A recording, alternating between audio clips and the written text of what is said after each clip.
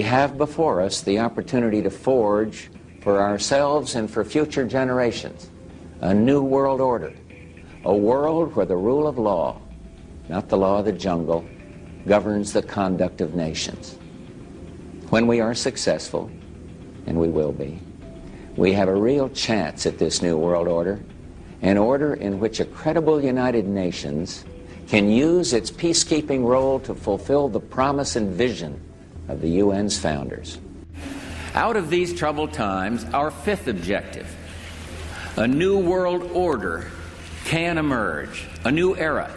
After 1989, President Bush said, and it's a phrase that I often use myself, that we needed a new world order. I think its task will be to develop an overall strategy for America in this period when really a new world order can be created. It's a great opportunity. It isn't such a crisis.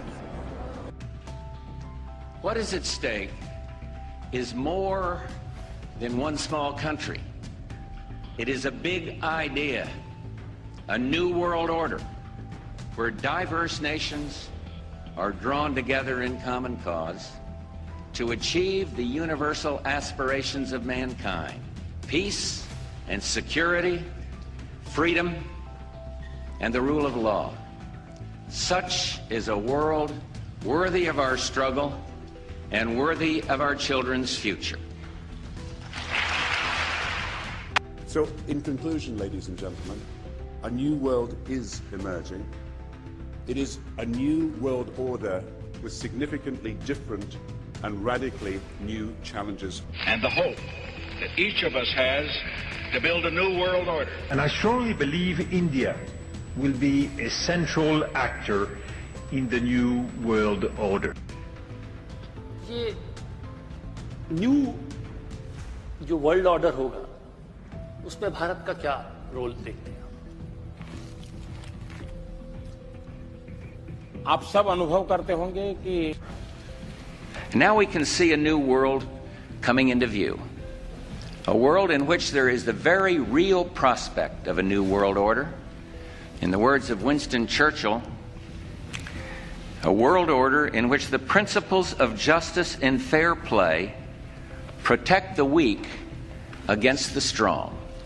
A world where the United Nations, freed from Cold War stalemate, is poised to fulfill the historic vision of its founders. The President, George Bush, has talked time and time again about the new world order. And this is the best chance to begin to establish the new world order. And that's why the stakes are so high.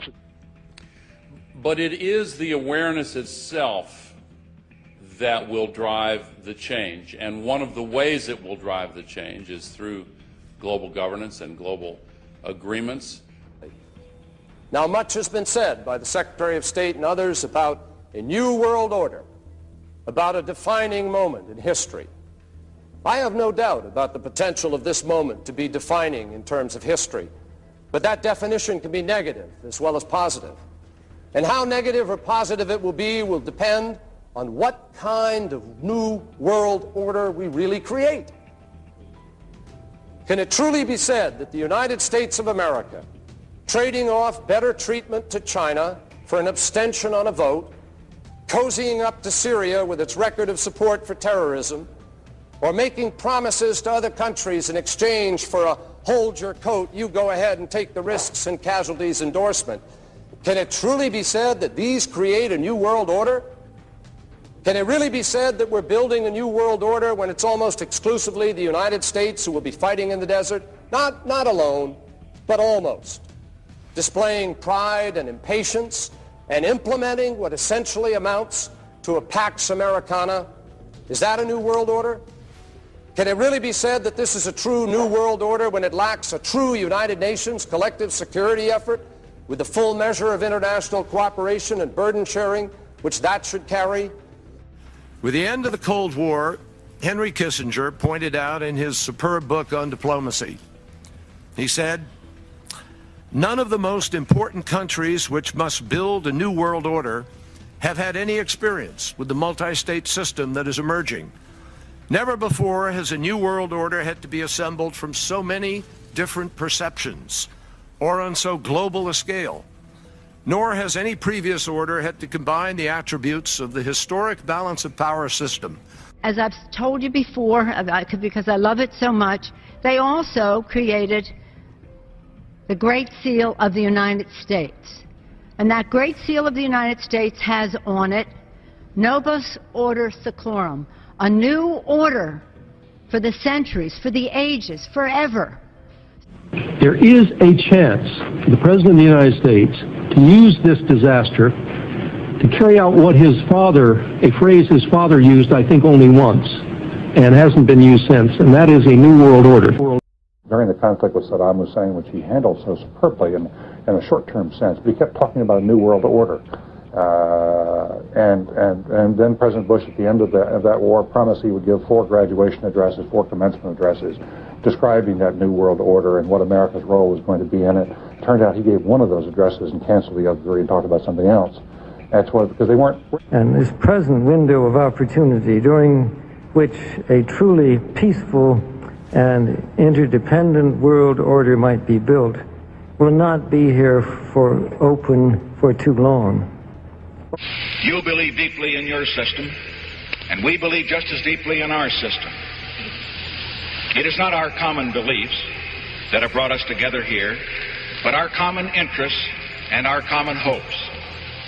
The interest that each of us has to maintain our independence and the security of our peoples, and the hope that each of us has to build a new world order in which nations and peoples with different systems and different values can live together in peace, respecting one another while disagreeing with one another, letting history rather than the battlefield be the judge.